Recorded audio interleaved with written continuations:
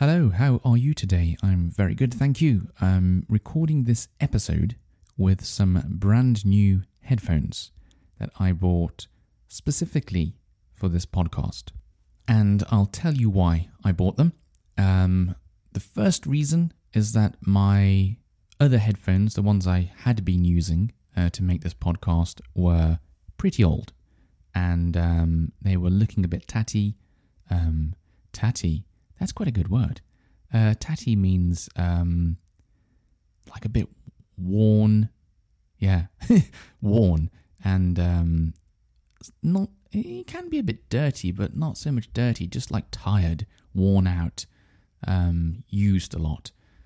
So they were looking a bit tatty, and they were a bit like creaky and sort of loose. And the headband part had started falling apart. I mean, I've had them for quite a few years now. It might be around like 5 years, I guess. I mean, I could have replaced some parts and kept on using them. Well, in fact, I will keep on using them. I'm not throwing them away. I just use them for something else. But the second reason I wanted to change the headphones I use to make this podcast is that I wanted some headphones that are like specifically for, not for podcasts, but for like audio recording things, that would include podcasts. So they're like studio headphones, basically. And the two like sort of key points that make them so good for recording podcasts. One is that they have a very flat sort of sound. So they don't sort of artificially make the bass sound louder or the treble. So, the bass is the low sounds, the treble is the high sounds. It doesn't make them like artificially louder, which lots of headphones will do, because it makes music sound a bit more fun, I suppose. But this is just like completely flat, completely neutral. And that's important because when I'm trying to like adjust how my voice sounds, I need something like flat. Because when I record this podcast, what you receive from the microphone is a very sort of boring sounding voice. I mean, I think my voice is quite boring sounding anyway, but apparently loads of you who listen to this podcast thinks it's a very nice voice, so thank you very much. But I mean, when it comes out of the microphone, it sounds very sort of dull.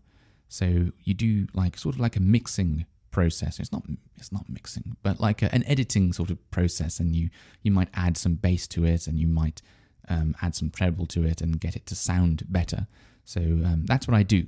But it's really hard to do that when your headphones are sort of like changing the way things sound. So I've got these really flat headphones now, which is great because I've been able to make some adjustments to how my voice sounds, and I think it sounds a bit better now. You might not notice it, but I have made a couple of changes, and that's thanks to these new headphones.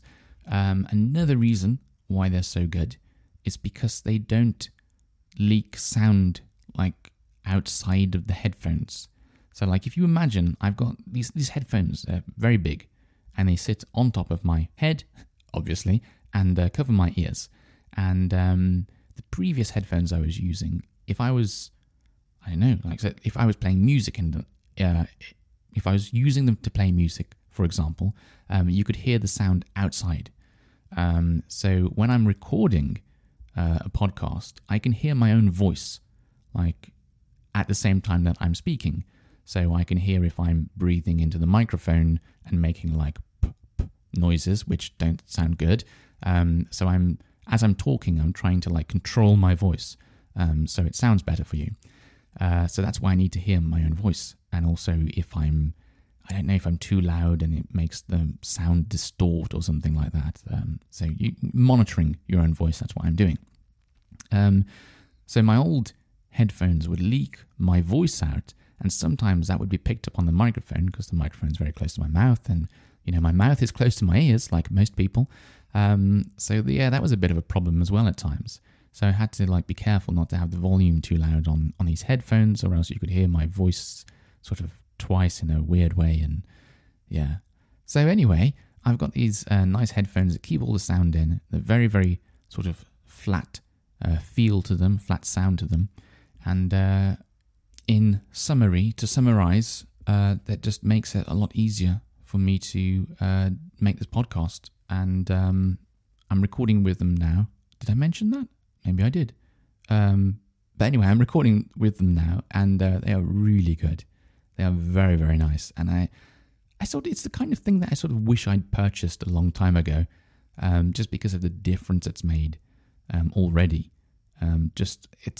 It blocks more of my own voice out as well, so it just makes it so much easier for me. I didn't realize it was going to be such a big difference, to be honest, but it is. So I wish I bought it like many years ago, but they were a little on the expensive side, and I suppose that's sort of why I put it off.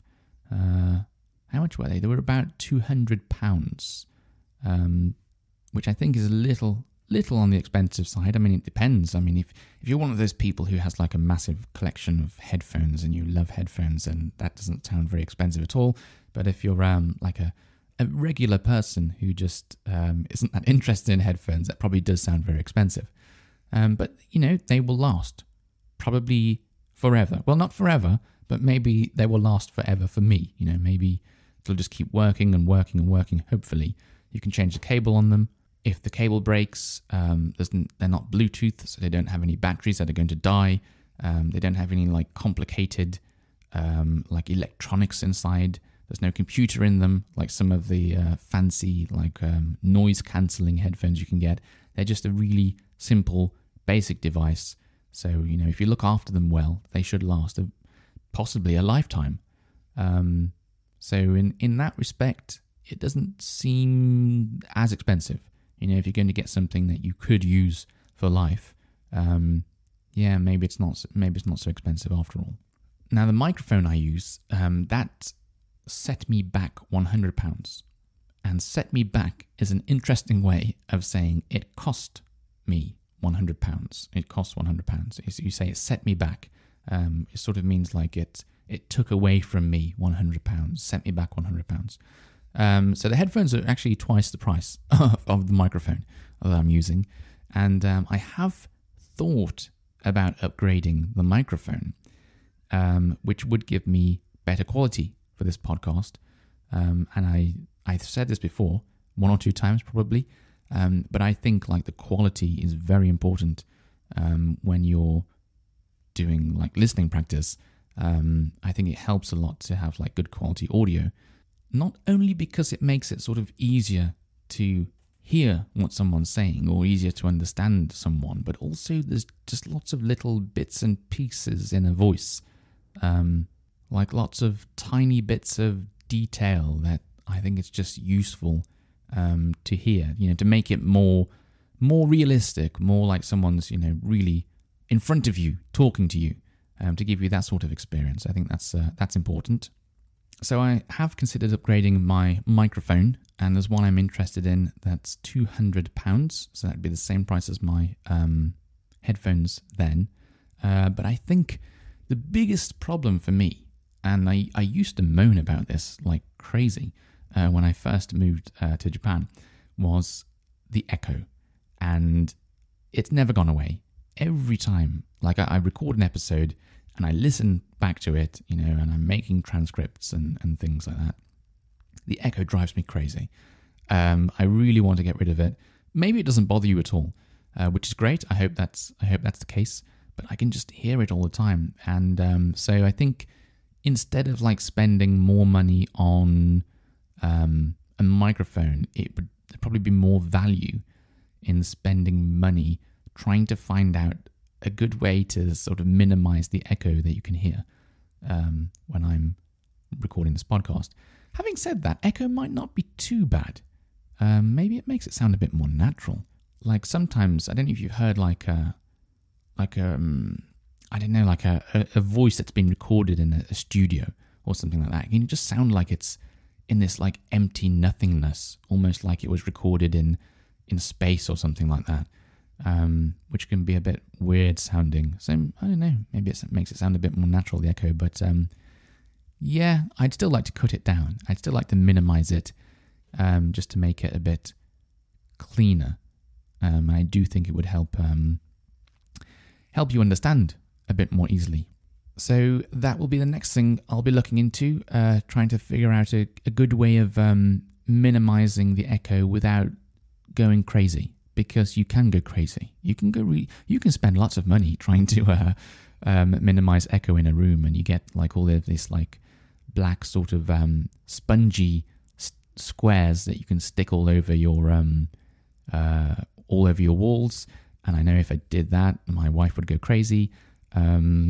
That you can also like cover your walls in like felt or something, which would be another reason why I should go crazy. So I've got to be very creative here and find some way of doing this without upsetting my wife. And to be honest, I wouldn't want it either. I mean, it looks ugly when you start sticking all these like spongy squares all over your wall. It doesn't look very nice. So yeah, we will see. It's a project that I will have to have a bit of a think about and try and come up with some creative solution as to how I'm going to do that. But if I can get that done, I'll be a lot happier, and then I'll have some time to think about maybe upgrading the microphone for you. But anyway, just to summarize, the new headphones I've got are great. Oh, by the way, if anyone's interested in knowing what headphones they are that I've got, they're Biodynamic DT700 Pro X, which is a bit of a mouthful, but that is their full title. Okay, so I'm going to leave it there now. I hope it hasn't been too technical for you, this episode, but even if it has, there's always an opportunity to learn some new technical audio-related words, possibly. So it's not always a bad thing. Anyway, until next time, I'll see you soon. Bye-bye.